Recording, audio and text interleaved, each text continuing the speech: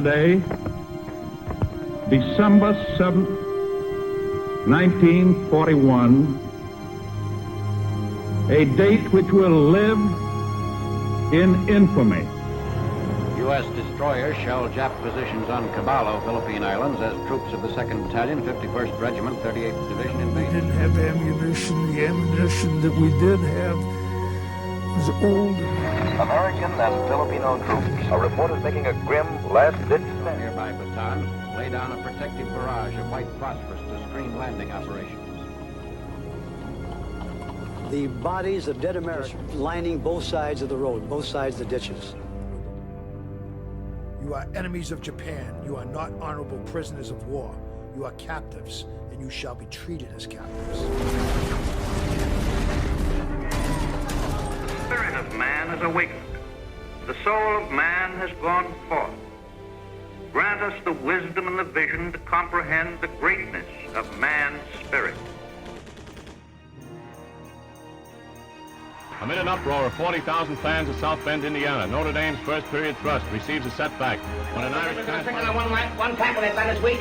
We're going inside them. We're going outside them. Inside them and outside them. And when we get them on the run once, we're going to keep them on the run. And we're not going to pass unless our secondary comes up too close. But don't forget, man, we're going to get them on the run. We're going to go, go, go, go. And we aren't going to stop until we go to that goal line. Don't forget, man, today, we're going to win. They can't lick it, and the back out of the goal. The first one the man win there. Fight, fight, fight, fight, fight. What do you say, man? Notre Dame, however, is not to be stayed. After tying the score in the third, it remains for Mario Tonelli to shake himself loose on a 70-yard dash with less than 2 minutes left to play. And when Tonelli smashes off right tackle for the final score, Notre Dame's season comes to a successful close. I ask the Congress declare that since the unprovoked and dastardly attack by Japan on Sunday, December 7th, 1941, a state of war.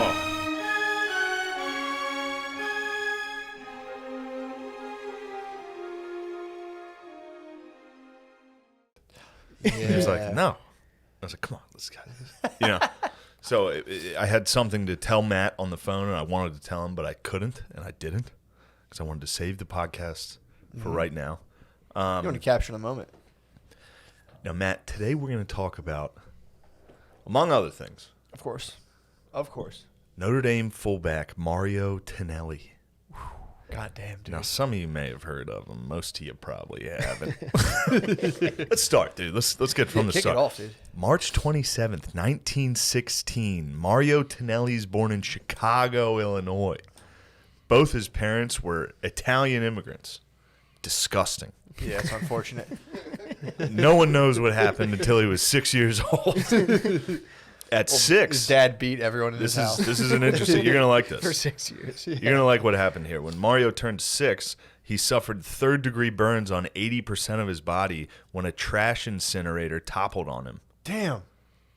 How do you get? Wait. I don't know. I don't know how. How do you push one of those things over? How did that dad? Also, they might just be referring to like just a trash can on the street. Yeah, yeah, his but dad was somehow it was on the street. Somehow it was on fire. Really? Yeah, it fell on him and burned. And third-degree burns on 80% of his body. And why do you think the fire spread so quickly? Do you think it had anything to do with? You think it was a grease fire? You think they tried to throw water on him? Dude, this is fucked up. This is not how I want to do it. Mario Tonelli rules. I know. You're gonna feel like a damn fool shortly. I'm wondering in terms of like spontaneous human combustion. You think I think Italians might combust a little more. You think you're criticizing a Notre Dame fullback? Oh, you're gonna be pissed. Yeah, you got to throw baking soda on it. So a trash incinerator fell on this young Mario. Dude, his name's Mario. He's like, whoa, whoa. He did that when it landed on him. He turned small and jumped. Fell off the screen. He was 12. So at 6 years old, a plant came out of a pipe and shot a fireball. Yes, exactly right. Tonelli's immigrant father, Celli, I think it's Celli. It's C-E-L-I. I would imagine that's Celli. A former quarry laborer in northern Italy, ignored a doctor's notion that his son may never walk again. This is what he did to rehab his son. Nice. He fastened 4 wheels to a door. He took off the wall. He took a door off, tied 4 wheels to it, and taught his son how to move around with his arms. I think laying down on a door. On a door. So this kid's just scurrying around, dude. So he was back in small mode. So he was running around. So he was strapped to a door. He got strapped to a door. Crispy. He's crispy still at this point. Still a little crispy. But it worked. The door method from Chelly worked. And by the time he was, in high school, by 1935, he was the pride of Chicago's prestigious DePaul Academy. And he was a prep standout in football, basketball, and track. He was a beast in football. And back then, it's just whites. Yeah. So you could just be literally you could have not walked as a kid and just be the best. You're the best at basketball, everything. And this is also, he's a fullback, and this is back when they used fullbacks. Mm-hmm. Everybody was Mike Allstott. There were no running backs. They didn't really have a long game back then? Because they how far could they throw back then? Surprisingly, I watched some clips from the 1930s Notre Dame, and they could wing it. Also, the stands were packed. Really? You can look at the attendances of these games, 40, 60,000, the same as today. Really? In a lot of these stadiums. It was fucking crazy. Yeah, man, the Phillies, when the Phillies played in North Philly, it was mobbed. They built a brand new stadium that could hold 10,000 people, and then they won the World Series, I think. And then the next year they were turning away 30,000 people every game, and they were like, "Shit, we need to build." Notre Dame would play stadium. Notre Dame would play Army at Yankee Stadium a lot. They would play and I think there's Polo Ground. I don't know. When did they invent the forward pass? Great question, Chris. A lot of people attribute it to Notre Dame, but yeah, I thought Notre Dame did it for some reason I think it was Notre Dame Army at West Point, and Notre Dame was just all right, we're gonna throw it. What? I think that eventually someone was just all right, let's throw the ball, and in the game they're all right. So someone just tossed it. Look it up, Lemaire. I know this. The story that I heard. There's no way you know this. I do know this. There's an episode of NPR about it. Oh, really? It was actually it was near you. Not Williamsport. It was a Native American team. Some guy threw it. Oh, NPR was actually the Native Americans invented throwing. Google that because NPR's lying. NPR's so goddamn gay, dude. So back in that day, there was a Native American player? Carlisle, the Indian school. Yeah. Carlisle. Yeah. They're Jim Thorpe actually threw the first pass. You think white refs would be oh sure. I heard. The story I heard was that the Big Ten, I think, wouldn't let. We'll get to that. We'll get to that. That's in there. Yeah, that might have been when they invented tackling in football. They saw the Indian toss it and get him. Spear. Someone came from the stands. Oh yeah. Yeah. Before that, it was football out of the quiver. Before that, everybody only had 10 men on the field, and then some guy from the crowd came out and drilled Jim Thorpe, and they're all right, we get 11 guys. Yeah, I love that they just invented rules as the game. So someone just took place. Tossed it. Yeah. The forward pass just happened. Anyway, so Mario is a beast in high school. He's getting recruited. College coaches from all around. USC was huge back then. USC came. He took a visit to USC and fell in love with it. He was like, I'm going to USC. Now, here's a little Notre Dame magic for you. All right. The Irish head coach Elmer Layden came in with an Italian priest from Notre Dame because he knew the parents were wops, and sat him down and flew in Italian, talked to him about how Notre Dame was Catholic and all that shit. And the mom, his mother, Lavinia, said, "You're going to Notre Dame. It's a Catholic school and you won't be far from home." And that was it, Tonelli says. Damn. Laughing. Tonelli was laughing when he said it. And that was it. I've listened to interviews with this guy. He rules. Really? Yeah. I'm still thinking about him being strapped, the doctor, dad being like, I'm going to strap him to a door. And the doctor's like, okay, dude. We put him on the door with the wheels. He learned to use arms. And the doctor was like, sir, please don't do that. We have a nice door boy here on. Very good. How big was the house? Can you get around on the door? I don't know. How small was the door? Also, not a lot of turning. I would imagine these wheels weren't swiveling. Yeah. He just sat He in a went room with a front door and on back. his back for like 4 years. Yeah, no And they wonder he didn't was a have like the beast. polyurethane wheels. It was probably like a clay wheel, it'd jam all the time. Imagine the Vacuum imagine wheels. that doctor though when he saw old Mario running the ball. Damn, dude. At DePaul, he was probably like, Jesus Christ, I need to fucking change the way I doctor. Told these guys he wouldn't walk. All right, so Tonelli commits to Elmer Layden's Fighting Irish. Damn.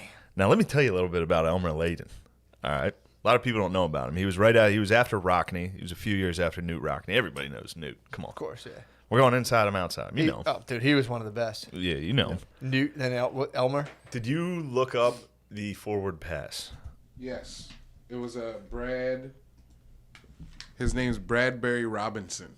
Bradbury Robinson? What tribe did he belong to? St. Louis University. How about that? Yeah. And what is it was invented or someone just, what is the, how does it On get September invented? 5th, 1906, in a game against Carroll College, Robinson's first attempt at a forward pass fell incomplete and resulted in a turnover under the 1906 rules. Oh, incompletions were turnovers back then. I like that rule. That's a good rule.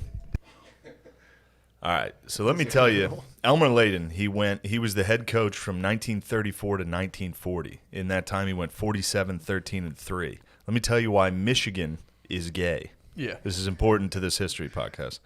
Like Rockney before him, Layden was a goodwill ambassador for Notre Dame. He was able to schedule a home-and-home series with Michigan after meeting with Fielding Yost, who they all jerk off to. Fielding Yost is their guy.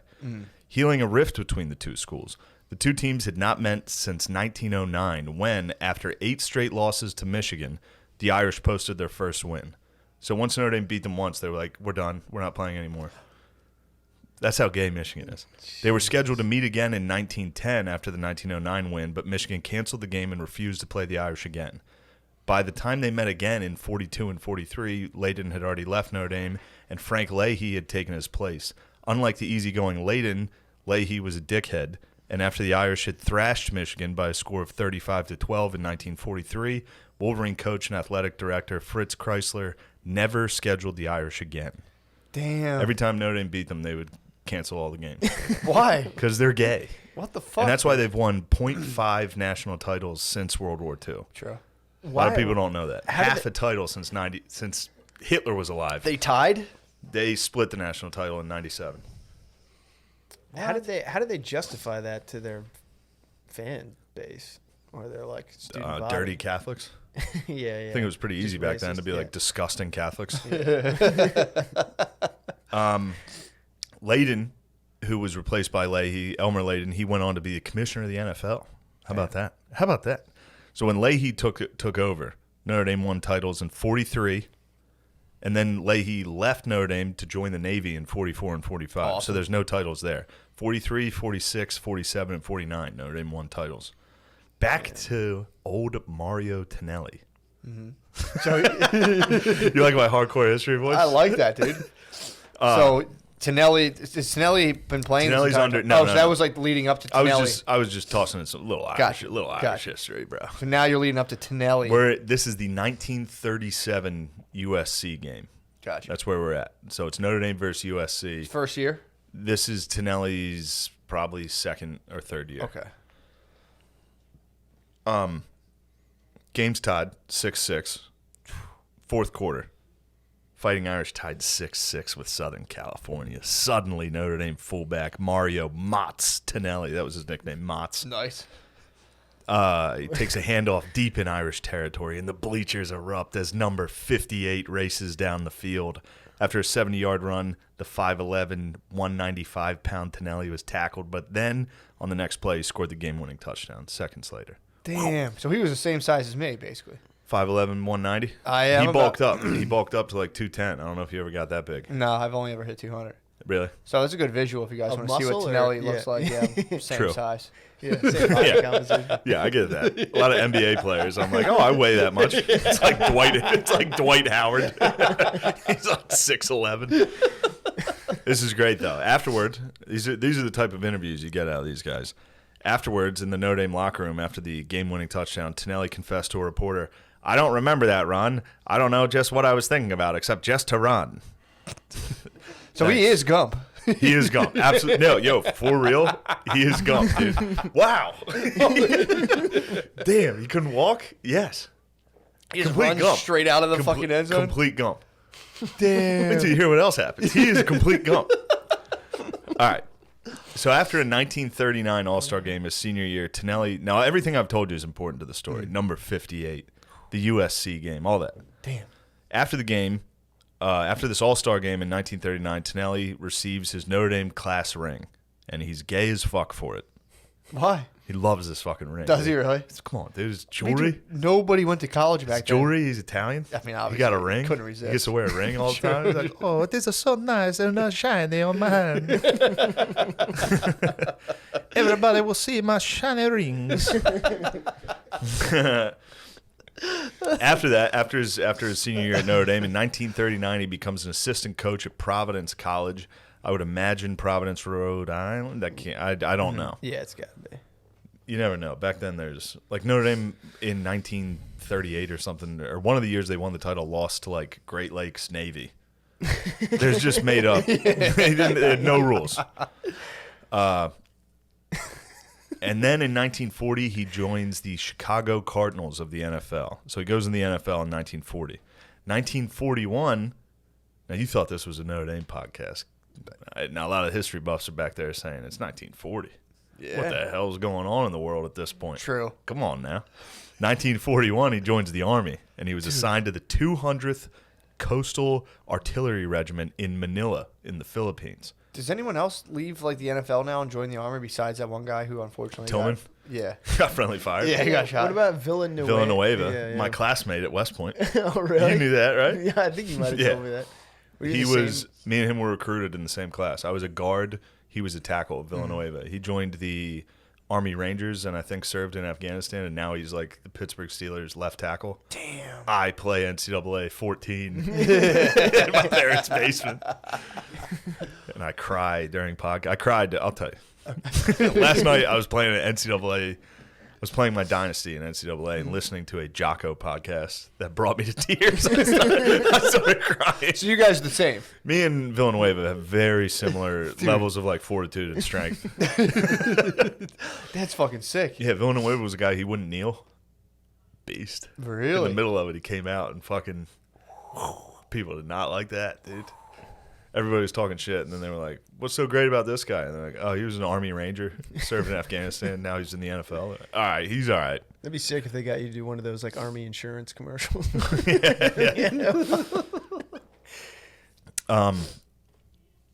So in 1941, like I said, he joins the Army. He was assigned to the 200th Coastal. He's assigned to Manila, which is, if you know anything about history, the Philippines in 1941, not a great place to be.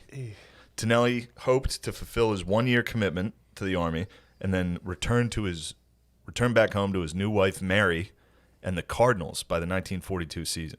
So he, in his mind, he was like, all right, I'm just going back. Yeah. 1 year, serve, come back to the NFL. Now, that all changed, Matt. December 8th, 1941, when Tonelli was roused from his bunk near Clark Field by an air raid siren. At 02:30 hours, a frantic Trans-Pacific message had crackled over the airwaves. Air raid on Pearl Harbor. This is no drill. Now, a lot of you are sitting there saying, Shane, December 8th, 1941? You mean December 7th? He was in the Philippines. Yeah. Come on, man. Come on, of course. I was about to jump up your ass. Yeah. Now, it's the Pearl Harbor shit gets me fired up, dude. I like it. I was watching documentaries on it. It's like just the way like Churchill reacted and shit. He was like, he must have been like, yes, dude. He was so stoked. Really? Also, you know, I know you guys like a little conspiracy that 3 of the aircraft carriers were not in harbor at Pearl Harbor. Those were the ships you actually needed. Where were they? They just happened to be out that day when we got hit. Really? Yeah, boy. It's almost like someone. Now they did know the Japanese were going to come at us. Yeah. Because the Japanese were ticked. Yeah. Because Japanese they were expanding like crazy. They'd gone into China. We talked about the rape of Nanking. Yeah. That was like 1937. They had taken, at this point, Japan controlled like Korea, all of Korea, Manchuria, into China. They took Indochina, I believe, is what isn't that what Vietnam is called? That's probably Sounds like Indonesia and all that stuff. So they took. How many people did Japan have? I don't know. How do you many cover all were that from space? Japan? I Land don't of know. the gods, Enough dude. guards? What? Yeah. Land of the gods. Well, the way they did it was brutal. That's how they kept They killed people in everybody? order. Yeah. Yeah. And a lot of these countries were already under, like they had taken, Japanese took Korea in, I think, like 1905 in the Russo-Japanese War. Yeah. Which also started, Matt. Yeah. Yeah. What?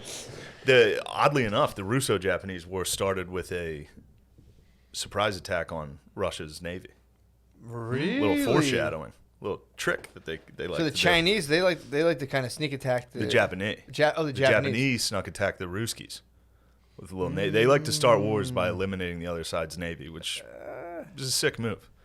But isn't it just one base? Isn't there like multiple? Or they just take a nice big chunk? Not in wartime. Like that was the Asiatic. That was our entire Pacific fleet, just about. Yeah. So they fucked us up bad in Pearl Harbor. Damn. Like that was the fact that those 3 aircraft carriers weren't there, really helped. Yeah. The United States was going to win that war regardless. I believe as a historian, but really, hastened the victory. So why did the kamikaze? Why don't they just drop bombs? I mean, it's kind of a mind fuck. I think I think they had production problems. Like I think they were like running out of kamikazes. I stuff. believe. Gotcha. I don't know. I don't think there were kamikazes at Pearl Harbor. Really? I don't think so. I think that was like Kamikaze My bad. was. I just assumed. Excuse me. That's all right. You've come a long way. I remember Pearl Harbor. You thought it was like biplanes and shit. This is good. And there could have been. I mean, the Japanese did a lot of like psychological warfare where they would just they had banzai charges, which would be just everybody run at the other side. They would all die. They never worked. Jesus. Everybody would just kill themselves. And it was so bad that it bothered the guys shooting them. Yeah. Like they were like, this is bad. We're in a bad place. These people don't care at all. And that was like the mystique they tried to build up for their own army. It was like, we're fucking nuts, dude. Damn. Like we are nuts. We're all ready to die. I wonder how many personnel they lost doing banzai charges. just doing stuff. So I was like listening to HarderCore History, that fucking like Supernova in the East. He has a bunch on it, and it's like he was talking about how you can look up aftermaths of banzai charges pictures, and it's nuts, dude. It's just hundreds of dudes just laying there that they all tried to charge. Could they have like almost won if they didn't do that? Like, No, is it? they had no shot, and they knew they. It's had like no when they shot. tell you to stop buying like Starbucks every morning. It's like that's where you're losing your money. Yeah. It's like, no, that's not. It's because I don't have a job. No, it was the Japanese knew, a lot of their like higher ups knew they couldn't fuck with the United States because a lot of them studied in the United States. They saw what we had. They saw like the amount of people, the amount of land, all the farm. Like they were like, if this war machine gets moving, we have no shot. Yeah. So like a lot of the higher ups were like, don't try to fuck with the United States. And they went with it anyway. What was Told Japan's Tojo. whole thing? Like, why did they team up with the Nazis? Did they team up with the Nazis? They did team up with the Nazis, which actually allowed them to get Vietnam from the French in 1940. So when the French left, Japan was like, that's ours. And because they were allied with the Germans, the French had to be like, okay, and sign it over to them. So they joined with, they were just good allies to have, especially with Russia. With Russia, that way Germany, they were ready for war with Russia, and they wanted to have Russia have two fronts as well. So Japan, that worked out for them. I didn't really think about that a lot, how they were all in like the Nazis team. Yeah. That was a bad team. Yeah, dude, that was a tough. That was them, Mussolini, the Italians, dude. Yeah. And then the Italians turned on the Germans. I bet early though. Classic collective backstab. Yeah, absolutely. Hey, this is not going very well. Let's switch. Yeah. Those other guys are winning pretty good. Who would have thought this podcast would be more racist to Italians than Japanese? Just wait. We'll get there. Oh, man. I didn't know they switched like that. Yeah. So they were like, you know what? Towards the end of the war, the Italians. This is messed up, yeah, guys. They're like, I think we're doing it bad, dude. We got to switch. Maybe we were wrong. That's such a sick move. Just be like, wait a second here. Yeah. Well, they flipped right when, like, the war in North Africa ended. or like when the Allies started to win in North Africa and started to invade southern Italy, they were like, hold on. We're on your guys' team. We got to get these sons of bitches. They called a timeout. They're like, timeout. Yeah. Timeout. They're like, wait, what's going on? Who the fuck are these German motherfuckers? What? We thought we were on your side the whole time. That was awesome. Churchill, when that I couldn't find it, but I could have sworn he sent like a cigar to the king. I could be wrong, but he was fucking stoked when the U.S. As soon as the U.S. got bombed, Churchill was like, "Yes, dude, we won." In fact, that night, in his own words, written in a history of World War II, Churchill said that night he went to bed and slept the sleep of the saved. Pretty tight. Everything Churchill says rules. Yeah, he does talk. Fucking awesome. Yeah. Slept the sleep of the slave. Saved. Whoa. Whoa. I'm part of me, man. Sorry. I apologize. He brought up slaves. He just came down from New England. I think they still... That's a much different sleep, I would imagine. Of the saved? And the saved versus the slaved. So, yeah, that's a rough sleep. This one letter changes everything. Yeah. So the Japanese at this point, I mean, right when Pearl Harbor happened, they expanded everywhere. But like I said, they were already in China. They were in China. They had Korea. They had Manchuria. They were expanding quite a bit. Also interesting, the Japanese were very interested in biological weapons, and they were mostly trying them out on China. Including, they dropped ceramic bombs filled with bubonic plague. Oh. They tested typhus and other diseases on approximately 1,000 different Chinese villages. Damn. So they were just in there just... Ceramic bombs? I think it was a ceramic thing filled with bubonic plague. Do they make like a little imperfection? Isn't that like a Japanese way? Yeah, I think they patched the imperfection back up, and then they like put like gold stuff. So our boy is sleeping. Mario's... He wakes up.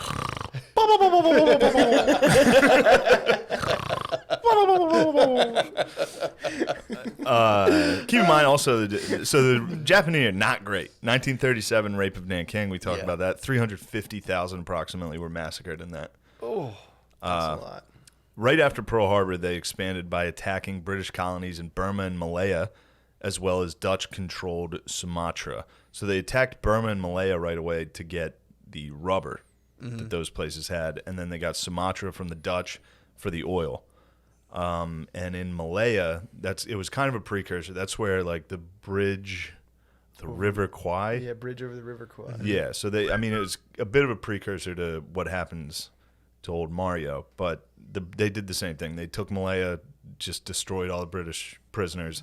They really didn't take prisoners. The Japanese, like if you surrendered, you were nothing. Damn. You were lower than life. They hated it. So they would just like kind of like throw you in a pit or something? Yeah, a lot of times. I mean, they did everything that you can imagine. Damn. It sucked.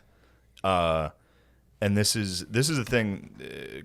Carlin was saying that the reason, so they would like torture the fuck out of whoever they got. Mm-hmm. If they captured you, they would torture you. They'd cut your dick off, put it in your mouth. Scariest shit possible. And he said one of the reasons they did that was to ensure that their own troops never surrendered because they knew they would get tortured for what they did. So it was like top-down order. You guys got to torture whoever the fuck you get. Mm-hmm. And just make sure no one's fucking surrendering. Like, make sure this is a war of just the worst shit possible. Fuck. God. Yeah, Japanese, not very good. Yeah, that's pretty mean. So right away, after Pearl Harbor, they also attacked other places on that day. They bombed just about every Allied airstrip in the Pacific. So they knocked out all of the airplanes and all of the Navy in the Pacific. Damn. In like a day, which limited General MacArthur's plan. He wanted to defend the Philippines by defending the beaches. Mm-hmm. So not letting them get on land, kind of like Saving Private Ryan, like set up shit on the beach. But they couldn't do that because without naval support or air, they couldn't be out in the open. They'd just get crushed. They couldn't do anything about planes and shit. Ooh.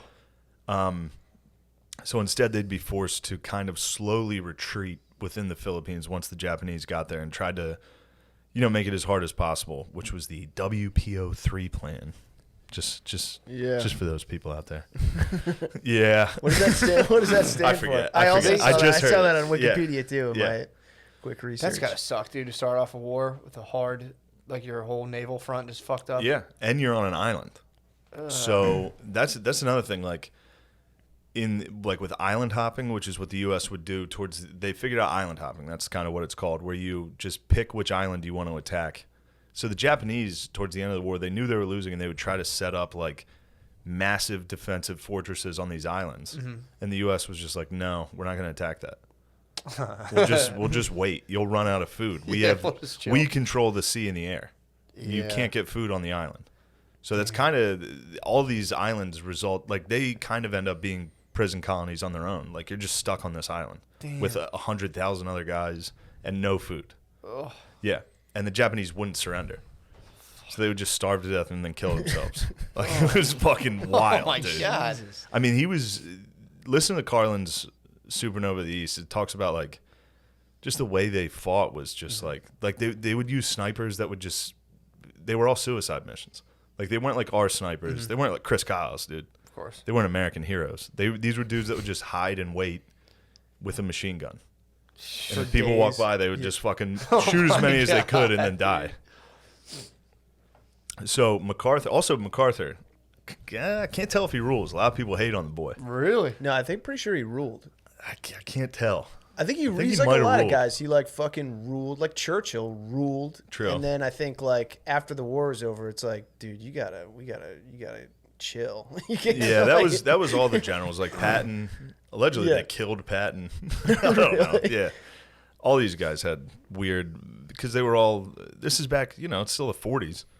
Yeah, like a general can technically take over the country. That makes sense to me. I'd kill him too. I mean, you can't. If a guy wins World War II, is the guy that leads Eisenhower, and then he becomes president. Yeah, true. But he seemed pretty relaxed. Eisenhower of all those guys. MacArthur was pretty nuts. MacArthur would carry like a baton. He always had like a corncob pipe type thing. He had that hat. You remember that hat he wore? That's a Filipino hat. That was the hat they gave the leader of their military. So he wore it because he was in charge of the Filipino forces. We owned the Philippines. That was a U.S. colony, and we had just I believe they were like independent for like 10 years. The U.S. gave them their independence in like 35, I think. I could be wrong, but have they been independent since then, or they're independent now?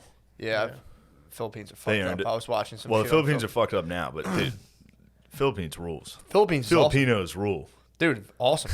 I was watching. I don't know any of them really, other than Manny Pacquiao. But based on this story, Filipinos. Watch the No-Go Zone on Amazon. They do a gang in the Philippines. It's fucking sick. What do Filipino people? What do they get up to? I know they have more. I know they have like more guns than anybody. They got a lot of gas. They love guns. President just will shoot to kill. If you sell drugs, shoot to kill. There's bounty hunters who will come kill you.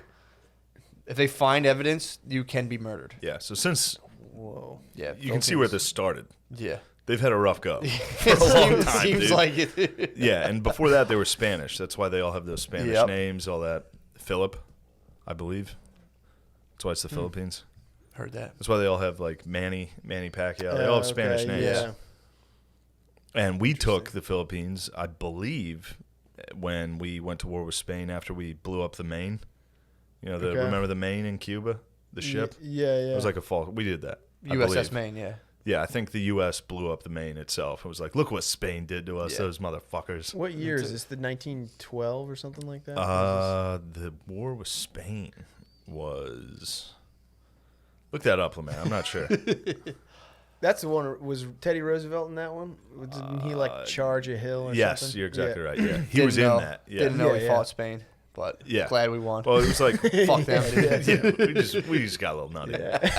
We just wanted to expand. Same thing with what we did with Mexico in the The Spanish-American War, right? Yeah. It was preseason. 1898. All right. Damn it! I was gonna say that. You gotta stop doubting yourself. So December 7th was Pearl Harbor. By December 22nd, General Homa, General fucking Homo, dude. Japanese General Masaharu Homo. Also, I'm going to do this like the Irishman. Hung to death in 1945. You ever see the Irishman?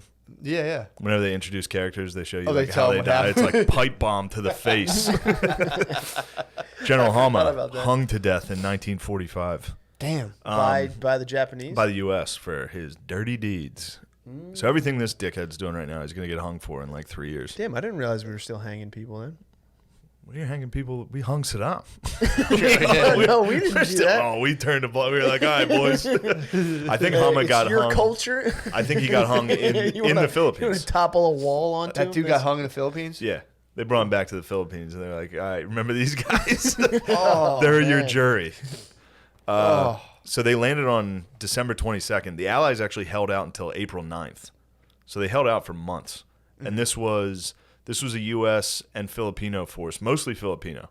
Yeah. And also the Philippines Army was 5 years old. They just, so like, you ever see footage of like us trying to train like Iraqi soldiers, dudes that can't do jumping jacks? Yeah. Literally. So that was the army. This is a new army, and the U.S. the soldiers had never fought. Jesus, they had dude. faulty equipment. All their helmets were from all their shit was from like World War One. Yeah. And then, like I said, there's no Navy and Air Force, It's so they're like- not getting resupplied. It's like militarizing like Uber drivers. Yeah. Absolutely. And they're Absolutely. all they're all in like play it again equipment. Yeah, it's 100,000 Uber drivers on an island, and they're going up against the Japanese who have been at war forever. Yeah. These are all like hardened psychos against Uber drivers, and the Uber drivers hold out pretty good. That's awesome. Yeah, They just tell them like boring, sad stories.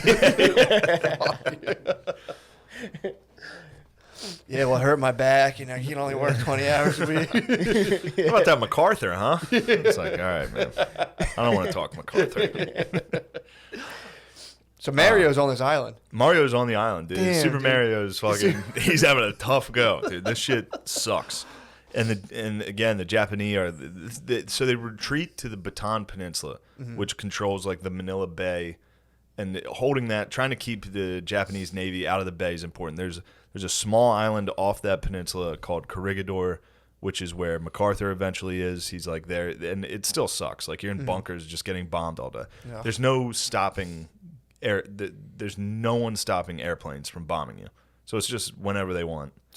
But Hama is under pressure to take this island. Like he has to get it because everybody else in Malaya, in Sumatra, all that, easy. Everybody won. He's the general that's like having a tough time with these soldiers. So a lot of his guys were like, just wait like another month, and they have to quit. Like you don't even have to attack them. They have no food.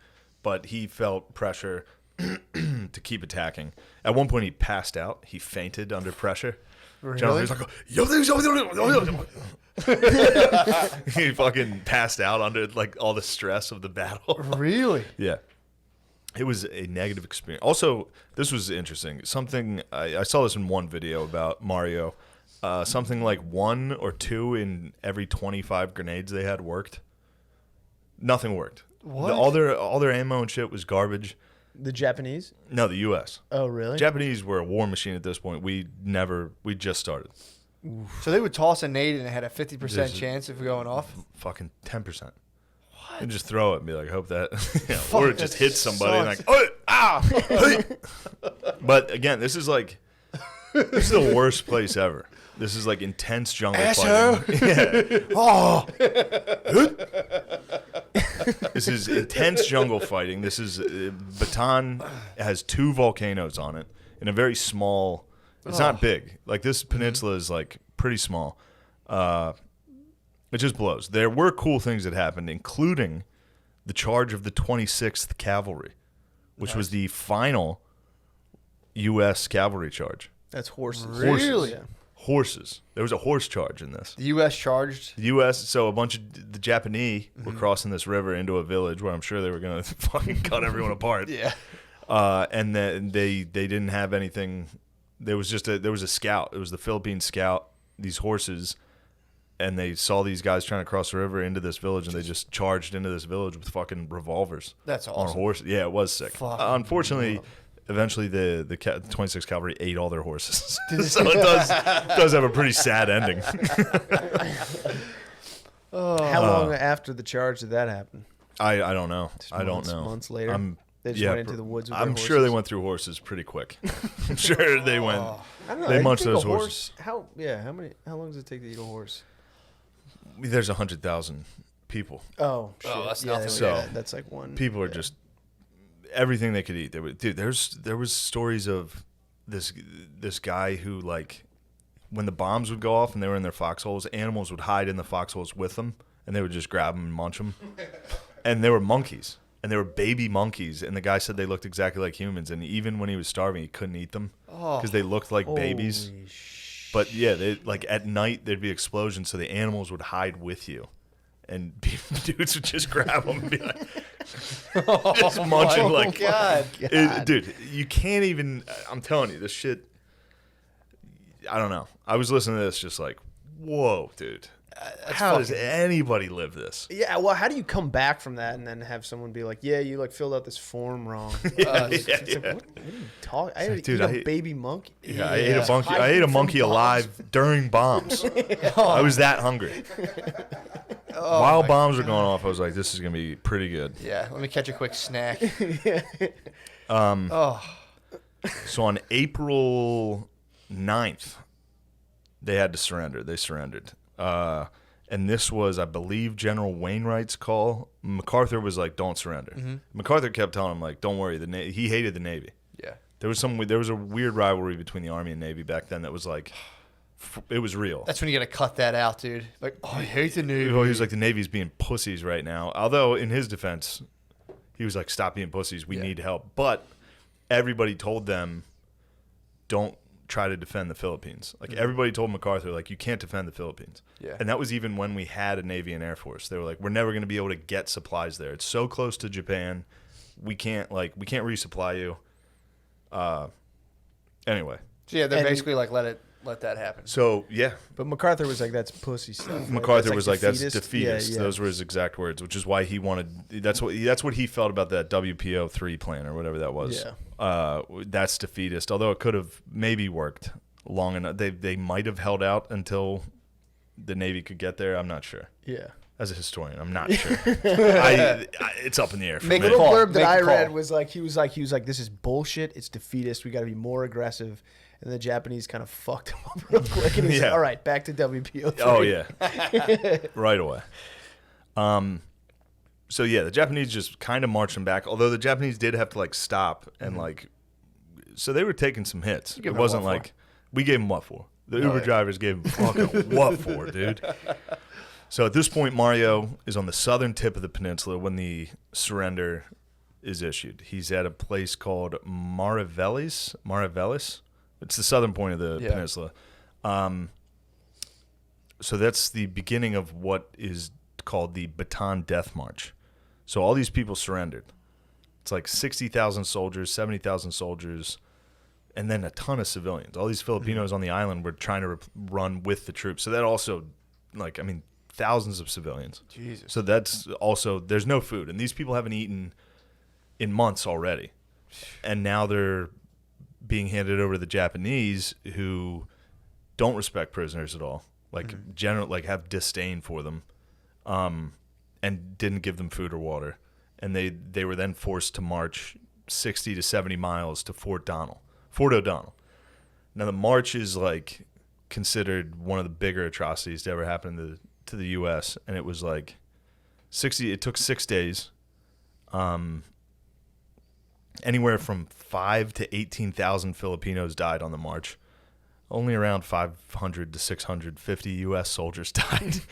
They took it a little easier on them. They hated the Uber drivers, dude. Yeah, that's a big beat. Filipinos get like the bottom of the barrel in the Asian world. Japanese hated them, dude. Chinese are not a big fan of Filipinos. Well, yeah, whoever's number one in Asia at the time just fucking trashes everyone. They're like, Filipinos?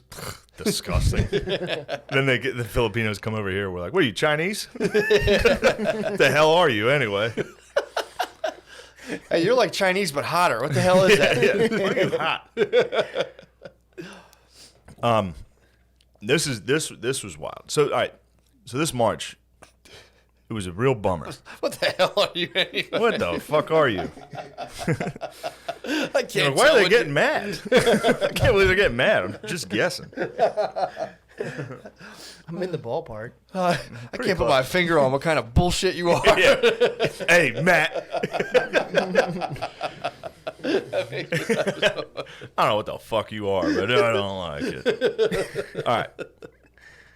So the Bataan Death March, Matt, if you ever didn't want to do something, it was the baton death march. Oh my god! All right, my survival rate would be pretty decent. You ever think about something you don't want to do? Yes, it's the baton death march, dude. But of the what did I say? 70,000, 60,000 soldiers, 70,000 soldiers that surrendered. Also, this was the largest surrender in U.S. history. Yeah, it's a lot. Since Harper's Ferry in the Civil War. I think 12,000 soldiers. I forget. That's Union soldiers surrendered? Union soldiers surrendered. The old Stonewall, your boy. Wow. So 70,000 people were like, all right, they said uncle, basically. 70,000 said uncle. That's a lot of people to surrender, dude. It is. And that was, it's weird to read these histories where they kind of try to let Japan off the hook a little somehow, where they're like, oh, the reason they treated him so poorly and didn't feed him or give him drinks is because they weren't prepared for that many prisoners. Yeah. Which I think technically they weren't, which just led to massive overcrowding in everything they did. But also they wouldn't let them drink water. Yeah. They emptied everybody's canteens when they started the march. They took everybody's fucking hats and helmets off so that they got fucking sunburned. Damn, they took everyone's flat brims? They took all their fucking doughboy flat brims. And it was called sun treatment. They would literally just sit you in the sun. They were cunts, dude. Yeah. And Can Asian people get burned? I would imagine. Yeah, for sure. They can cop a burn. How long do you I don't think it know. takes? These guys seem to handle it. Yeah. I don't know. But yeah, Japan, you get burnt. Yeah. There's snow there. They can get crushed. Cop the parasol. Yeah. Yeah. Filipinos, they can take it. But the sun didn't get them. Obviously not. The swords and bullets got them. Okay. And trucks.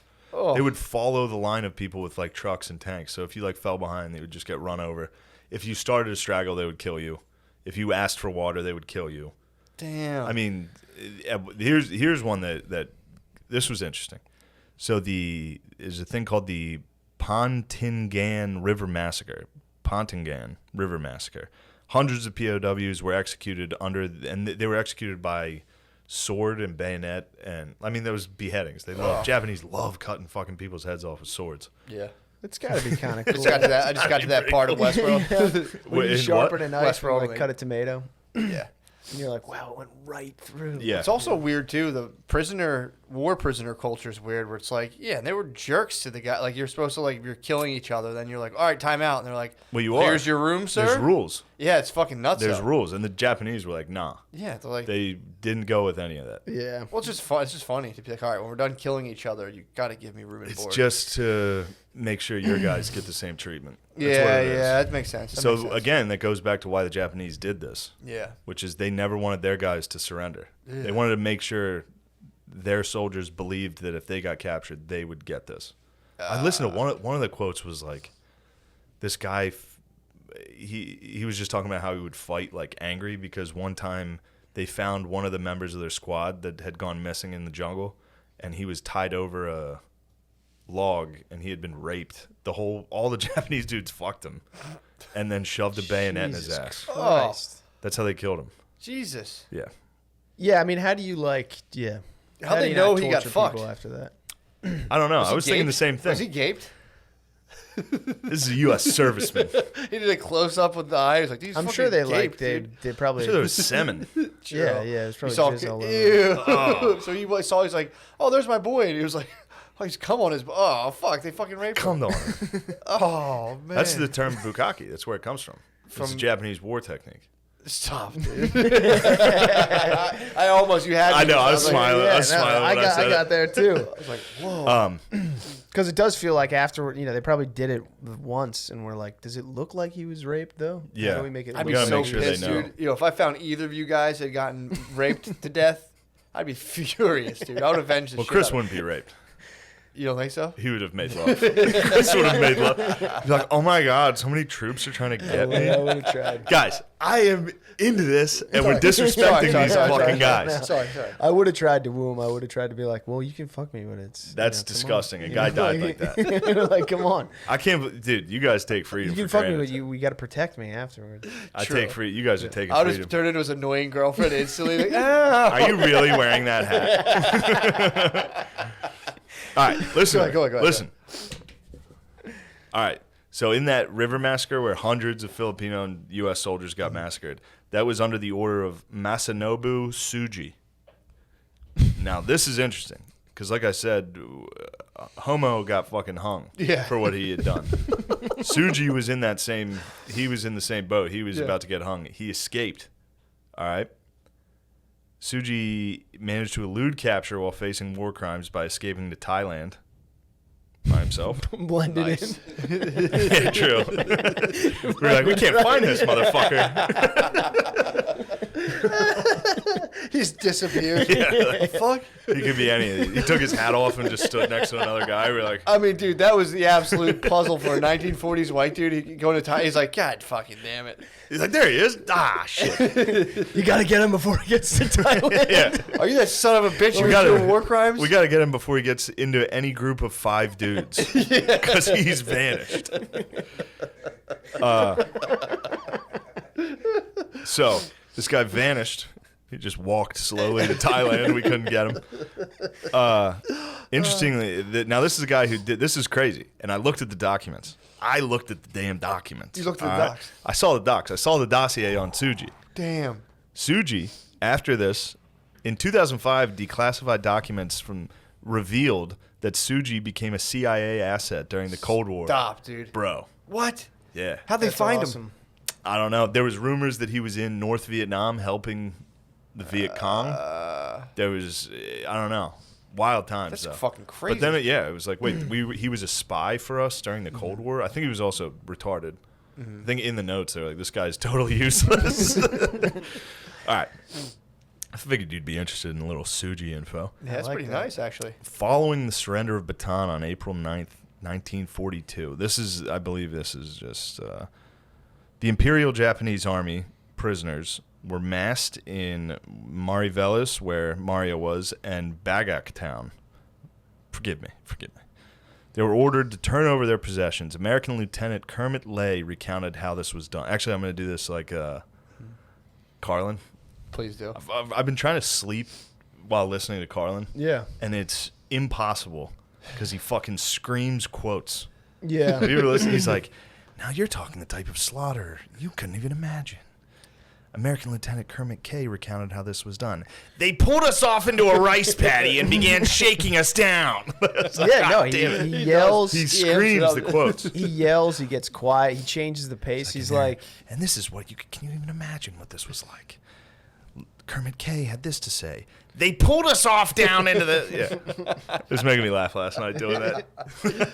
Anyway, here's the actual quote. They pulled us off down into a rice paddy and began shaking us down. They began shaking us down.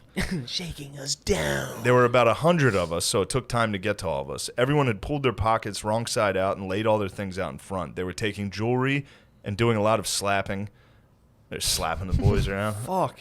I laid out my New Grab ass. Testament. He laid out his Bible, so go ahead. I dare you to take it, boys. After the shakedown, the Japs took an officer and 2 enlisted men behind a rice shack and shot them. Damn. And shot them. The men who had been next to them said that the Japanese, they had Japanese souvenirs and money. So anybody that was found with anything Japanese, the Japanese used it as an excuse to execute them for stealing. And they did this the whole time. Oh, fuck. A soldier approached our boy Mario. He's marching. I was thinking about that guy getting found. Fucking stop. Sorry. It's like terrible. the approach, man. It's horrible. I'm just Matt. There's certain things you don't joke about. I know. just happening upon it. Yeah, it's just I'm in shock. Yeah, that's. And then just being mad the rest of the war. Oh, I'll be It's like, furious, I'm dude. gonna fucking kill these dudes. When I It's get also older. just like, how do you retaliate? It's like, I'm gonna fuck one. I would fuck him for real. I'd fuck him 100%. Yeah. Would you? I'd have to. I don't know if I'd fuck him. I'd fuck him. I'd jizz on him at least.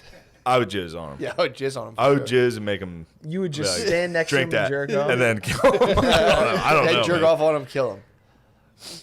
You have to. So Mario's standing. He's in the march. A soldier approaches Mario. He demanded Mario's Notre Dame ring. Remember that ring that he loved? Yeah. Super Mario was still wearing it Yeah. in the march for some reason. It's hilarious. I think he forgot. He was probably pretty hungry. Yeah.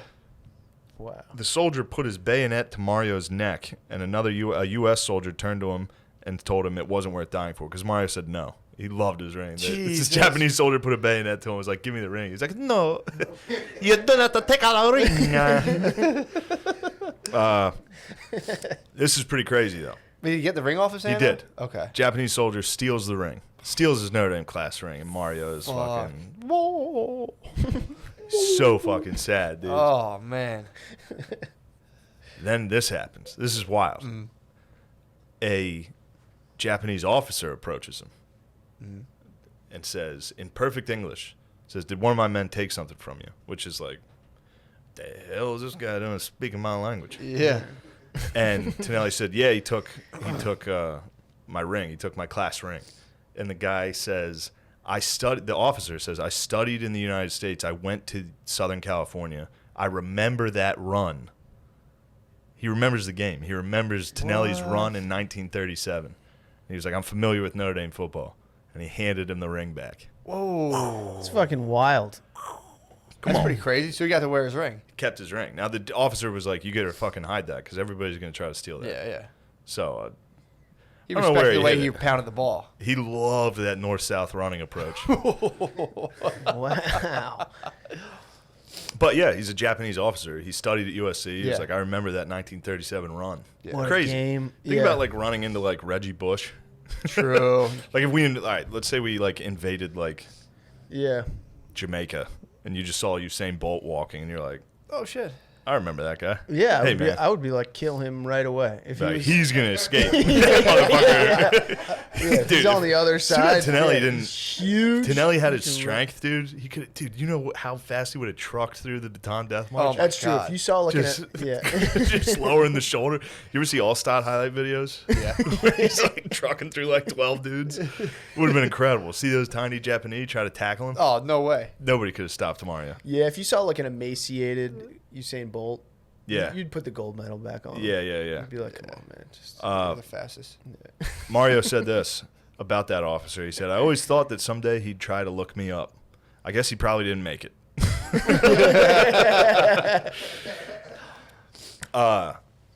And he didn't try to look that guy up? He didn't know that guy? No, you fucking... Yeah. He didn't. I doubt he knew his name. It's like, I looked up Matsuhaka Bakaraki or something. I don't know. Yeah, they got streets over there. Couldn't Google it. Yeah. I'll tell you this. He's got his ring. He's got his ring. Anyway, Mario's got his ring back. Last night, this is what... I called Chris because this shit was sick, dude. If you get a chance, listen to Jocko's podcast or read the book. Yeah. It's by Jim Bollich. Jim Bollich, Bollich. He has a book called The Baton Death March, A Soldier's Story. And Jocko has a whole podcast on it where he basically just reads he reads passages. I love from when the he book. does that. Yeah, he just like reads Dude, books. I was listening to this thing like, it was crazy. The end of this book fucking ruled. What was it about? So it was about a soldier's account of the Baton. Yeah, he was with Mario, and oddly enough, they were in the same camp initially as well, which was called Cabana Tuan. Nice. They were both in that camp. Got a cabana. Cabana Tuan.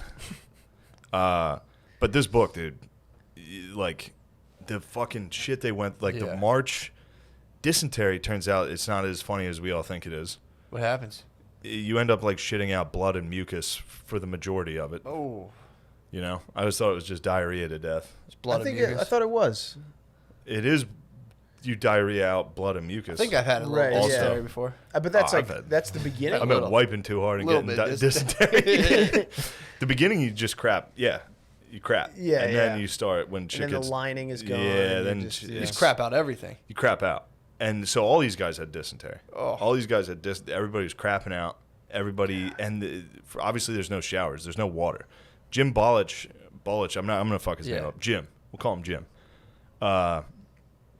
He fucking... At one point, he's marching.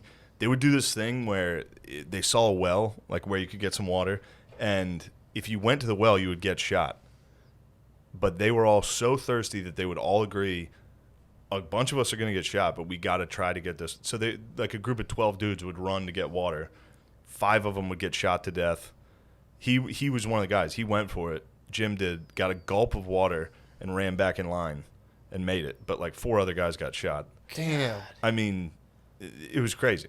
The whole at one point he was marching and he saw a canteen on a fence while they were marching, and he was like, I thought it was a trap.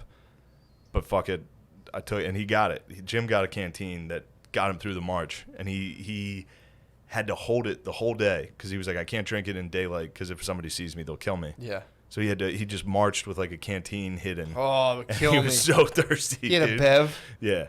Oh. Also, what was interesting about that was he started to get dysentery, and right when they got to this camp, Cabana Tuan, there was a tree there that had leaves that cured dysentery. He got lucky that he started to get the symptoms of dysentery like during the march, so he knew he had it. So he started munching these leaves, but within like a few days, the tree was empty. There was no leaves because everybody had dysentery. Damn. Everybody died. I'm talking like they all died.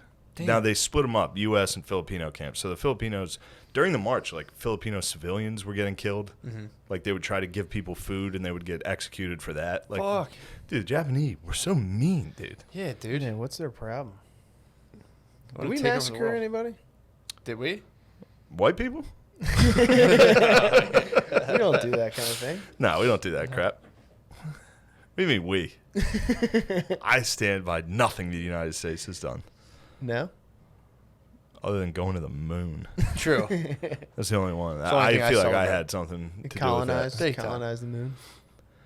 All right, so Mario's at this camp. So is old Jim. Jim had like, if you listen to this podcast, it gives you a deeper account. I mean, I'm starting to run out of steam here because the rest of this is now, and also you got to keep in mind this is the beginning of the war. Oh. This is like the very beginning of the war. These guys got into prison camps, and the prison camps are exactly what you'd think they were. There's like fucking bamboo walls, dirt. Yeah. You just get killed. 4 guys tried to escape from Cabana or whatever the fuck it was called, and Cabana Tuan. 4 guys tried to escape. They all got brought back. They got placed in crates at the front of the camp, like small, tiny crates, so that everybody could see what happens if you tried to escape. Then they marched everybody out, had the 4 guys dig their own graves, and then got executed into their own graves. Oh. After that, they split up into like a buddy system, a group of 10. So if one of you escaped, everybody died. And anytime somebody escaped, everybody else got executed. Kill all your buddies. Yeah. Jesus. They're mean, dude. Oh, that sucks, dude. Yeah. Did people successfully escape from there? Yeah, and what was cool, especially some of that cavalry unit, some of them escaped, and they formed a guerrilla resistance in the Philippines for like a long time. Fuck. Yeah, pretty tight. That's pretty rad. Yeah. Also, listen to the HarderCore History on this. The Australians versus the Japanese, pretty tight. It's a good battle. They're tight now. They're allies. Are they, boys? I think the allies. I think there's so many Japanese. we're all allies with Japan now. Yeah, Japan. Okay, Japan was like anything Australia is doing baseball, is give us. us basketball. That's okay. Yeah. So I was reading about if you think of Australia, that's basically Canada for us. Yeah, for sure. Everything we do, they're like hell yeah. Southern Canada. Yeah, Copycats. they rule though, just sure. like Canada. Yeah. Canada and Australia both kind of rule. Oh, you don't like Canada? I'm not about. I think Canada's cool. I'm saying they're kind of like copycats. Yeah. They just chill, do stuff, and then like, what's America up to? Yeah, except both of them fight like hard. Australia and Canada. Yeah, they're hard. I mean, Australia would crush Canada. You'd be surprised. I mean, I know there's some tough dudes from Canada for sure. Canada was a D-Day. Canada fucking balled out because they were all English. But I thought they were at like the weak parts. Were they Omaha, Utah, or were they like? Look, I don't know down exactly the where line? they. I know the Canadians did work. Yeah, I think so. But there was sections. Historically, Canada has done. So you're saying good stuff. Aussies are kind of yellow bellies. No, Aussies are hardcore fucking. So there's dudes. no yellow bellies. Neither of them. I'm saying both of those countries are hardcore. Nice. Hardcore. What's the? It's history. I feel like somebody has to be a yellow belly so I can feel good about myself. France. You could say France. Oh, yeah. France is weak. No, they just ran into the Germans twice. Yeah. That's like, I mean, they ran into Alabama twice. Germany's Alabama. Germany's Alabama. Yeah, that's got to be fun. In the beginning, Italy had to feel like they picked the right horse. They were like, fucking look right, dude. Look how sharp Hitler looked. He was up there screaming and shit. It's like, yo, this is our fucking team. Compare him to fucking Churchill. Yeah. And also, Germany had just taken everything they wanted the whole time. Yeah. And then the second things got rocky, Italy was like, yeah, I don't even love you. It was a honeymoon phase for a few years.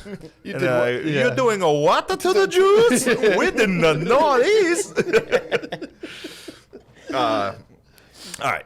All right, what the hell? What the heck's going on? All right, so if you listen, this is for the listener. Yeah. If you're going to listen to that Jocko podcast or read that book, don't listen to the rest of this or what I'm about to say, because fast forward like a minute, because I'm going to tell these characters, these two fucking knuckleheads,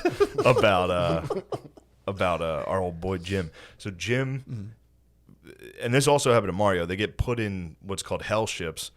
So these ships were transporting prisoners off the island back to Japan. Like if you were like an able-bodied guy, they would send you back to Japan to work, because they didn't sign the Geneva Conventions. They would put prisoners to work in factories and all that shit. But they put you on these steel. First off, I forgot to include this. In the Bataan Death March, there was about a 1-hour train ride. They put them all on trains to ship them to Camp O'Donnell. And the train, it was in boxcars that were made out of metal, just like the ship was. That it was 110 degrees this day on this march. And they packed, obviously they underestimated how many prisoners there were going to be. So guys died in the boxcars and didn't fall. You were that packed. Like, you'd just be standing next to a guy that was like, bleh. It was full weekend at Bernie's. Everybody was weekending, dude. Yeah. It'd be two Bernies per one person who's alive. So you'd be between two Bernies, like, fuck. Matt, your lack of respect for American war heroes is pissing me off. All right? I'm sorry. I'm just painting visually. That was actually the perfect visual. But I don't like it. You don't fucking... No, you're right. You're right. It had to suck being tall back then, because you couldn't get sent back to the factory. Why? Because you can't fit. Can't fit? What do you mean? Too tall. Oh, you're talking about the Japanese size. factory? Yeah, no, not everything's short-centric, Chris. So you say you couldn't be... You got those fucking Tojo glasses on right now. I don't kick your ass. So you're telling me if you're too tall, you couldn't make the PlayStations if you got caught? Yeah. Oh, dude, we nuked them right into fucking VCRs and PlayStations. We're like, all right, enough cutting people's heads off, dude. Get to Sonic. Make Sega. Go. Make Mario. Yeah, channel that psycho energy. Japanese did make Mario. Yeah. What? Perhaps after Mario Tonelli. They might have, actually. I wonder if that's spy Maybe that guy activity. survived. Yeah. Damn, never dude. even thought of that. Came back to Japan with the greatest tail. Oh, yeah, I forgot about that. Mario definitely, against USC, he hit star power. On that 70-yard run. But yeah, they were putting these like fucking train cars that were like... That sucks. Dude, the hell ships were the shittiest sounding... That was the one that, like, while I was listening to it, I was like, all right, that one... I mean, don't get me wrong. If I had to march 70 miles in 6 days under perfect conditions, I'd be like, this sucks. Stinks. If I had, like, a tent, I'd be like, I'm never doing this again. Like a camel pack in a tent? Yeah, dude. But the hell ships, they were just packed into the bottom. Like, you couldn't stand up. Then they were at sea for 64 days. Because they were, like, dodging Allied ships and planes and, like, submarine. They were just... And the heat in the cargo hold got to the point where everybody would, like, pass out simultaneously. Fuck. Like, and maybe you'd wake up. Like, just... You were in an oven for 60 days. That's kind of with a nice one way bucket. to go, though. One bucket. Per? They would pass around one bucket, and everybody had diarrhea. Oh. Everybody. 5 gallon? I don't know what we're talking. 5 gallon I would imagine Home Depot? small, because you would have to toss it up to the Japanese. Oh, yeah, probably. I think they only had those little, like, pails back then. Yeah. They didn't have, like, a let's get it done They'd orange pretend to 5. mishandle it on its way up. And dump poop on you. I mean, let's be honest. If I was a Japanese soldier and I had the opportunity to dump poop on the enemy, I might do that. Let's be honest. I might tip the bucket. Yeah, I mean, no good, dude. The hell ships was like, damn, that was. Imagine waking up from a pass out. They didn't see the sun. Oh, You didn't see the sun. There were no windows. You didn't see the sun for 60 days. Jesus. And it was hot. That's what sucks, dude. Yeah. And your shoulder to shoulder can't stand up. Dudes couldn't physically. There were some parts where the deck was so low, or the roof was so low, that because it was designed for cargo. So there was a bottom hold, at least on one of the hell ships I heard about, that you could kind of stand up or at least sit up. The other guys were just trapped, like, laying, dude. You're, like, laying for 60 days metal. in the dark, in heat. I mean, how do you survive is a question. Most didn't. Most did not. Really? Yeah. So what was the numbers by the time they got off the ship?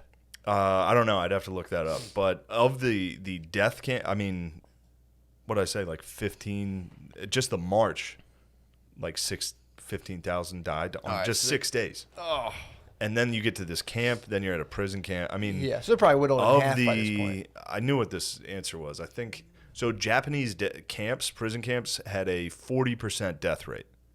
That's how many people died in the camp. Not like we're fucked for the rest of their lives physically from disease and shit. It's 1 star. 40% died. To compare that, I think it was 3% in Europe. Death rate. Damn. In all of Europe? Yeah. Not all. In all of Europe? Prisoner of war camps in Western, in the West, in gotcha. our theater. I'm sure the Russian and German prisoner camps were significantly worse, but in the Western theater, it was I think 3%, which was like less than COVID. Yeah, we gave the Germans like peanut butter and shit. Yeah, we like have fun. You guys like this? Yeah. Like, yes. But who is making this peanut butter? Like, oh, Jews. Who? The Jews? Jews and gypsies. So yeah, hell ships, all this. You just, they get sent to Japan. I'll tell you what happens to Mario. Mario survives the war because I couldn't find too much information on what happened to him during the war or while he was in POW camps. He kept his class ring throughout the whole war. Nice. Saved it. He says it was in a soap dish. Up his butt. I think it was in his ass. Yeah. I would imagine. I think he put that in that little tunnel. That little, I think he went. I think it sunk right in. But he made it through. What was cool was when he got back to the United States. All right, he went in at about 210 pounds. Mm-hmm. He was 98 pounds when he got rescued. Damn. 98. He got back to the United States. I forget the quote. It was pretty funny. He was like, "From the power of American roast beef and mashed potatoes, he gained weight again." And Yes. He played 1 season again with the Cardinals. But the reason they signed him, which is actually pretty sick, also while you were at war in the NFL, that counted towards your pension. Nice. There's this X amount of years you have to play in the NFL to get a pension, and they counted wartime for that. So when the Cardinals re-signed him, it counted for pension. So now he's got pension the rest of it. That's pretty sick. Damn. Pretty sick move by the Cardinals. And it was pretty funny. I was watching like an NFL films thing on Tonelli. They gave him a little coupon that was like free for every NFL game. Awesome. So he's like 85 going up to like Chicago Bears, like just some black lady working. She's like, I've never seen anything like that in my life. And he's like, do you read this? He's like, it says I go into any game I want. And she's like, you have to go around. Pretty fun to watch. It's got like Marilyn Monroe on it. Yeah, dude. Yeah, you got it. What bothered me about it was a ticket that was free for every NFL game except the Super Bowl. That was a caveat on the card, which I didn't like. Yeah, let him go to the Super Bowl, dude. Go to the bowl, dude. Come on. It's also nice that imagine if like he got back and they had 1 year left. Now they would have been like, sorry, we gotta about cut that. him. Yeah, sorry. Yeah, about that. for sure. We gotta appease the stockholders. Yeah, pretty sick Sorry, life buddy. though. And then Tonelli's, I'm sure he's dead now. I didn't even look that up. Damn, he's dead. He's definitely Gotta dead. be. See how? I mean, he is. He's he is dead. Totally fucking dead. You'd be surprised. One guy I was looking at. Yeah, of course he's dead. Where'd he die? A lot of them go south. Florida. In Chicago in his home. Hell yeah, dude. Tonelli is king. When did he die? January 7th, 2003. Damn, He dude. saw the towers. He saw the towers. He saw the towers go down. And he probably listened to Eminem. Isn't that the craziest thing? A guy that was in the Bataan Death March saw the World Trade Centers fall. Oh. 2003. He saw Gladiator. Yeah. He saw the movie Gladiator. He was probably sitting there like, holy shit. That was like my favorite thing about Jim Bolich. Jim, when he survives the war. Jim survives the war. Obviously, he wrote a fucking book. One of the first things they did, like one of the first nights, they had movie nights in the camp. Still, he was still in the prison camp, but the Allied soldiers were there, and they were like feeding these guys, trying to get them better. They would have movies at night, and he was like, "Thank God I never saw a fucking movie, because if I had known this was going on in the outside world, I would have tried to escape so many times." Like he had no idea shit ruled. Really? In life. So he had been in a prison camp. These guys were in prison camps for over 1,000 days. What? They were from the start of the war till the end of the war. Beginning of the war to the end of the war. They were in a fucking Japanese prison camp with a 40% death rate. Oh. And yeah, he didn't all these guys like take their mind. You try to take your mind off home because otherwise you die. Yeah. or you want to give up, or you want to escape. So like then this guy would sit down and watch a movie of like a beautiful lady falling in love with a guy and like dancing, and he was like, fuck, like fuck, dude, I've been in this fucking prison. That would suck so fucking bad. Ugh. How do you find the will to live? What are you living for? Tonelli claims it was his class ring. Tonelli, I swear to God, so funny, he said he would look at it at night. He would like shit it out probably and just look at it and be like, one day I'm going to play for the Chicago Cardinals again. How was his stats on his final season? I think heard he was trash. I think he was trash. I heard he was a bum. Shut up, dude. Tonelli would fuck you up. It was funny. People didn't know who he was. Like, boo. Yeah, this guy sucks. Like, yeah, he's been in a prison camp for 4 fucking years. He gained 100 pounds this year. Completely out of shape. I'm a beef and mashed potato. Dude, that must have been awesome. Did he have a sweetheart back home? He was married to his wife, Mary. Oh, man. And I hope I don't know. Mary I didn't find any better been information. honest, bro. Mary, She if cheated? Mary wasn't honest, if that guy was in a prison camp and Mary cheated, she deserves execution. No, I think Tonelli. Yeah, of course it's forgiven and forgivable. Tonelli would wouldn't care. it. Tonelli's He'd be like, above that. I'm glad you got what you needed. Tonelli probably went home and beat the shit out of her, dude. He's probably, this food's cold. Strapped her to the door. Roll around. How dare you guys accuse Tonelli of this? This war hero NFL running back. You're getting the door tonight, you dude. two fucking bums, dude. I come in here with a nice history of podcast, and you guys crap on it. You crap. I'm not crapping on. This is great.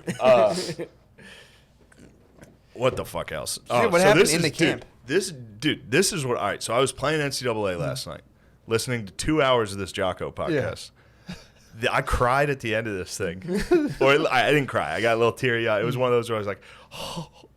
Like I'm sitting there like, playing a video game, and then he hit this one line at the end, and I was like.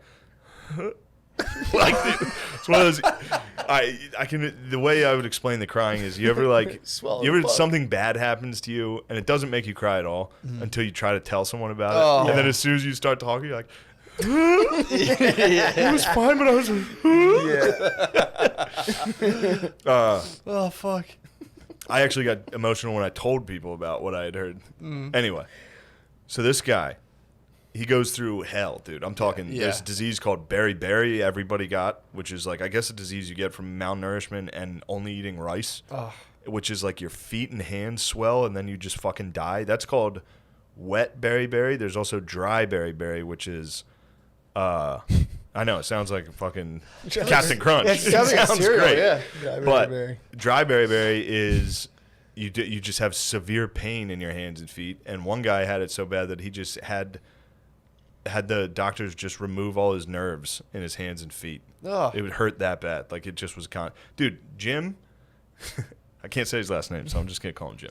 Jim, at one point, he was sent to Manchuria in the north. This is fucking Russia. So he went from fucking equator where everything sucked because it was so hot. Then he went to Russia for the winter. So it was just freezing in a prison. Why'd he go to Russia? The Japanese sent him there. Oh, they're boys of Russians? No, it's there. They owned it. It's present-day Russia. Okay, I got you. And in this camp, they conducted experiments on the troops, on U.S. Like, they conducted, like, Dr. Mengele level. Like, they were, like, just tying people together. Like, does this work? What the fuck? They were just like... Did anything come out of that? What's that? Any of that research? Probably. I'm sure there was, like, a lot of... I mean, we went to the moon. True. Thanks to the Nazis. I'm sure some of the research those boys put together. Two people together. I think Dr. Mengele's shit sucked. His was like, if I stab a twin, does it hurt the other one? He like loved twins. And twins. So he got experimented on? He left that out in the book. Jocko surmised it. Jocko was like, that camp is where that took place. The whole time he's reading, every time he reads a passage, he goes... Yeah, I love listening to him read books. He's like, he's like, I read stuff like this and I think how fucking pathetic I am. I'm like, all right, take it easy, Jocko. You don't have to. It's just such a funny way for an adult male to read a book and be like, I'm so pathetic. That's how I read most books. I mean, yeah, that's how everything I do. Yeah. Listen to music. I lost to Vanderbilt. No, I lost to Missouri last night at home with Tennessee. I was like, I'm pathetic. This was the wildest shit. So Jim survives all this.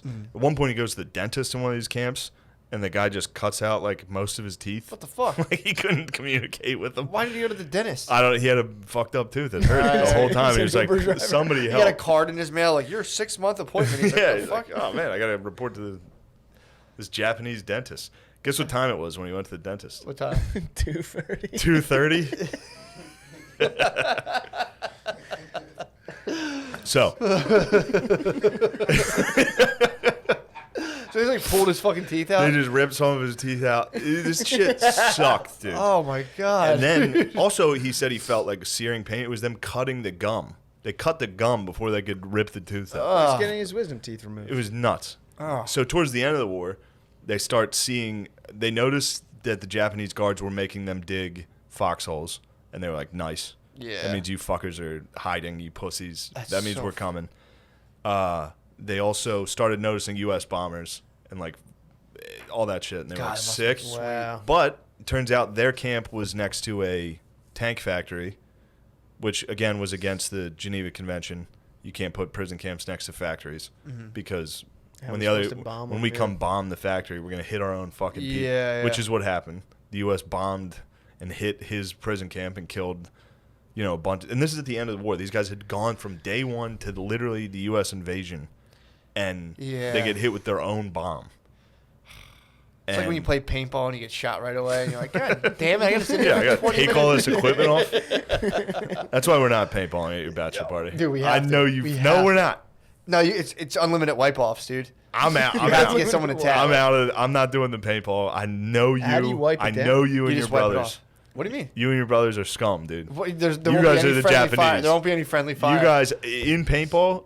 You guys are the Japanese Imperial Army. Are you serious? You guys are scum, dude. What? I'll be on a death march. We'll be on our own team. We'll be playing against strangers. We'll be squatted up. Oh, really? I think. Well, then, I hope that'd so. be hilarious. It'd be so fucking fun. You have to. All right. The last time I went paintballing, it was like, it was that kind of thing. You get the handout equipment, and then you play people who are like pros. I'm not doing anything like against automatic Billy weapons. in paintball.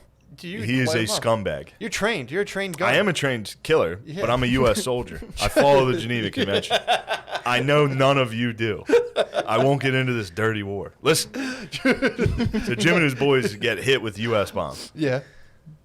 This is eventually some Russians. sucks. Eventually Russians liberate them. So the Russians come in and are like, this was sick. And I called Chris about it. This was a nice thing. So while he's leaving this camp, he sees the Japanese guards, which were cocksuckers, start to finish. Like at this point, Jim had a fucked up face because a guard just beat the fuck out of him. An interrogation thing that was one of the guards hit him.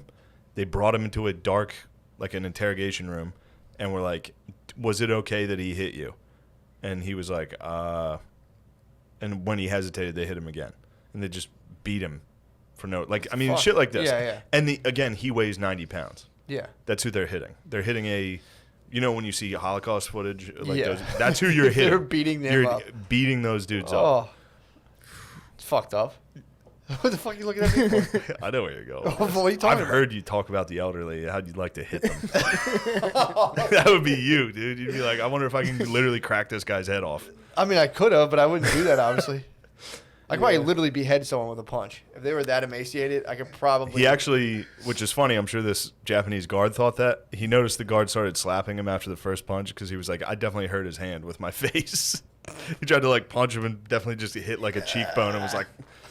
Oh, fuck. They started slapping him. Yeah, it was like, you better listen to me. Oh, that sucks. So the Russians... Probably threw one of these, The Russians liberated him, and he was like, the last time I saw those guards, the Russians were taking them out.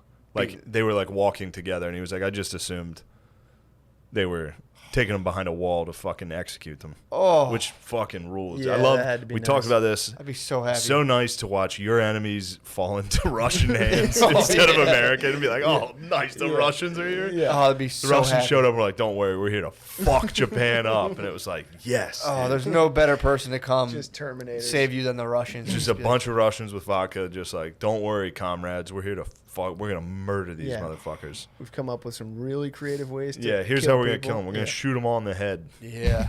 We're not going to hurt them. We're just going to kill all these dudes at once. Like, all right, thanks, Russia. Yeah, they're already thinking about like the cleanup. It's like exactly. Just get casually shot. Just to get casually executed just blows. Just somebody like, yeah, you are gone. you're out. Yeah, I think that's what they did when they with Nazi officers. I know that. When they found they did just, some torturing. went down a line and just they did do that. They definitely, the Russians and Germans definitely got after it when it comes to not nice killings. Yeah, that was very, very personal. But same with the Russians and the Japanese. They had been at war. They had been at war for a very long time, and neither of those two were willing to not commit war crimes. So they're pretty. Both of them pretty much got down with war crimes. I was wondering that if the Russian and the Japanese, it seems like they might have a little beef. They had beef from 1905. Remember that? I told you they snuck attack their fucking Navy. Exactly. So they came Russo-Japan. They've always been kind of at war, especially over Korea and Manchuria, that area. And now the Chinese are up there saying this is ours. So Jim survives all this. Mm-hmm. We're still on Jim. Mario's back. He's playing for the Cardinals. Yeah, he's dead. Rudy status. Jim is finally, they're all put on a boat. Him and his boys, they're saved. The Ruskies come, then the U.S. comes. They put them on a ship to send them back home. Turns out they're in this, I forget where the fuck they were. I forget what town they were in or what city. And there's a fucking typhoon's coming. Mm-hmm. So they're like, all right, it's better to be out at sea when this thing hits versus in the harbor. So we're going to leave tonight. They go out to sea. They hit a fucking mine. This is after the war. The war's done. Ooh. Jesus. These guys survived the whole war in a prison camp, and then they're on their way home, and they hit an old Japanese mine that's still out there. And so the ship has a hole in it. I think like 12 dudes died in the bomb. And then that fucking typhoon comes. So this thing's engine room was flooded in that bomb, so it's just adrift. He said you had to tie yourself to the ship to not fall overboard because they were all on the deck because the ship was flooded. Mm-hmm. And he said the water, you'd have to look straight up to see the top of the waves that were coming over the ship. Crazy. So there's killer waves. Christ. Killer waves. And there was a gaping hole in the ship. Oh. Gaping. All right. Anyway, I forget how that resolves, but they survived that. They survived. At this point, he's bulking a little. He's been getting some roast beef. And doctor's orders or like doctor's ordered ice cream. Well, that's what they did. The U.S. for some reason kind of wanted to hide how bad the atrocities were against them. Yeah. I don't know why, but they like fed all these soldiers as much as possible, gave them ice cream and cookies and all that shit to like fatten them up before they sent them back to their parents to be like, you know, you can't send a skeleton back and be like, well, thanks. Thanks for giving us your son. Oh, yeah, that's true. So this is wild. So he survives that shipwreck, gets the whole way home. Mm-hmm. When he gets home, before he meets his parents, he wants to spend a night to like eat more, relax, like shower. He goes to a hotel. Then the next day he goes to a barber shop. Yeah. And he's getting his haircut before he sees his parents. And while he's getting his haircut in his hometown, this barber is like, doesn't know it's him. Mm-hmm. And he's like, oh man, how terrible is this? There's a family in this town whose two of their sons, his two brothers, died in war, and the other one's in a prison camp. Jesus. He hadn't even talked or heard to from his family. He had no idea his brothers even joined the army. Mm-hmm. And he's sitting there getting his haircut, and he hears that his two brothers fucking died. Jesus. And he was like, he had to get up, and he called his sister and was like, come pick me up. Oh. He was going to show up, but he was like, I can't move. Yeah. So he gets home, and he's like, it's pretty emotional. He says his name his dad called him was Pat. His dad's like, Pat. He said, Paul. It was just one word each. He went home. But damn, this is what got me fired up. Was when he didn't came mail home, them a letter when he got out? I think the U.S. did. I think the U.S. was like, hey, your son's on his way home. Oh, okay. Oh, you know what? He did include that he had corresponded with them, but he just assumed they were kind of ignoring or omitting his questions about his brothers. They never responded about his brothers, and he didn't know why.